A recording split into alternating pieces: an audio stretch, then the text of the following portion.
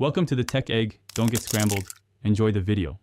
In this video, I will show how to remove a Ram 1500 door panel. First, ensure you have a trim removal tool, a Phillips head screwdriver, and a small flathead. Begin by removing the two screws at the bottom edge of the door panel. Next, gently pry off the small plastic cover located behind the interior door handle. This reveals another screw that needs to be removed before proceeding.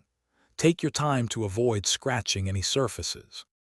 After removing the screw behind the door handle, you can now address the window switch panel. Use your trim removal tool to gently lift the entire window switch assembly from its housing.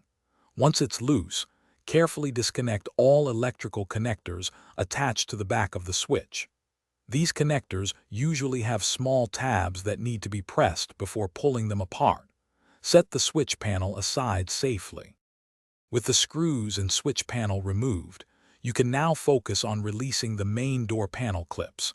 Starting from a corner, use your trim removal tool to carefully pry the panel away from the door frame, working your way around the entire perimeter.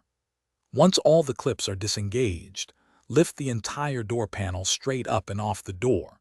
Be mindful of any remaining electrical connections or cables still attached. When you're ready to reinstall, ensure all electrical connectors are reattached to the door panel components. Carefully align the panel with the door frame, making sure the top edge hooks correctly. Then, firmly press around the perimeter to snap all the clips back into place. Don't forget to replace all screws and the handle cover. For more great deals and to grab a little Trees Black Ice air freshener, check the description below. Thanks for watching. Thanks for watching. Consider subscribing if I helped unscramble your problems.